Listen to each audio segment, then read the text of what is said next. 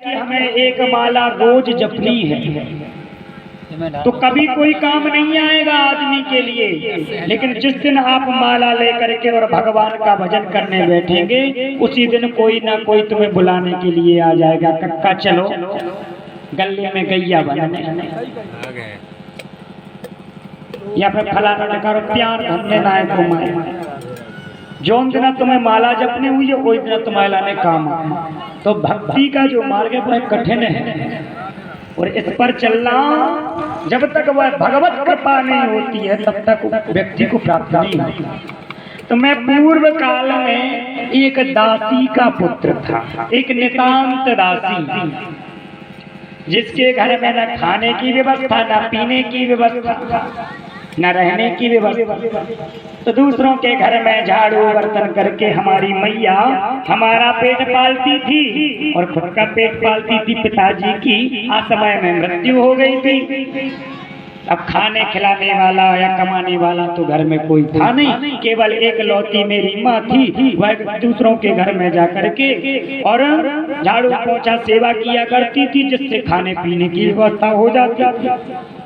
लेकिन एक बार भगवान की कृपा हुई और आपने देखा होगा कि बाबा जी भी 4 प्रकार के होते हैं। समाप्त हुआ, संत जाने लगे। मैं संतों के चरणों में प्रणाम करने के लिए गया और मैंने संतों से कहा बाबा मुझे भी आप अपने साथ में ले चलो ना।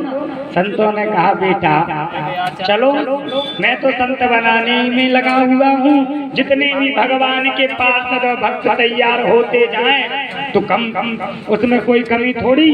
भगवान के जितने पार्षद बन जाएं अच्छी बात।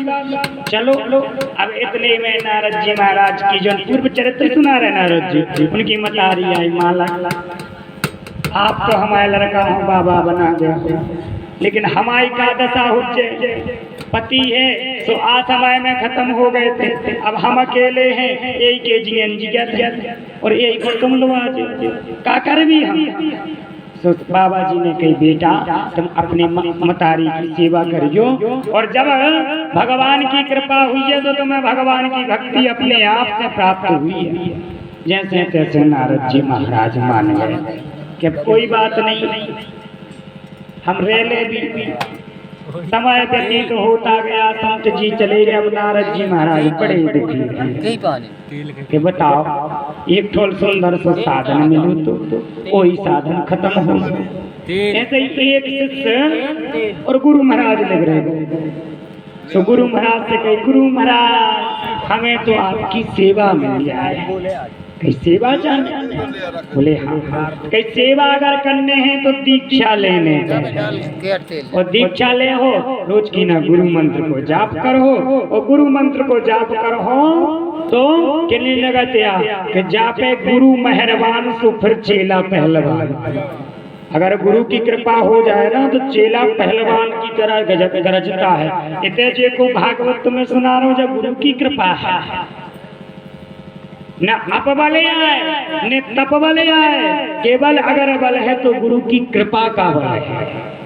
जिनका वरद हस्त और इस दास के ऊपर है जो आपको कथा सुनाने के लिए यहाँ बैठा हुआ है। तो सुखदेव जो नारद जी महाराज हैं बड़े खिन्न रहे।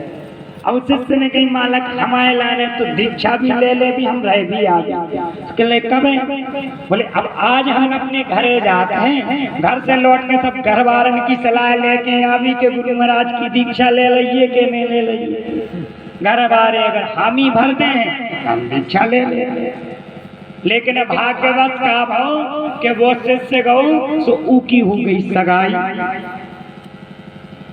अब दौड़ के आओ गुरु महाराज, अब हम कैसे रे भी तुम्हारे पास में तुम्हारे शिष्य कैसे बने? कहीं काय बेटा कि हमारी तो सगाई हो गई, सगाई हो कहीं कि तुम तो हमारी से छूट गए, अब गुरु से भी गए, अब तुम चेला बनने के लायक नहीं गए। अब ई के बाद में 1 महीना बाद फिर आओ।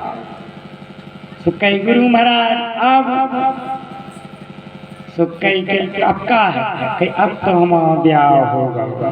तो कह ले बेटा अब तुम बहु दत्ता से भी गए अब ई के बाद में अब वही कहते एक पुत्र ने जन्म ले लो।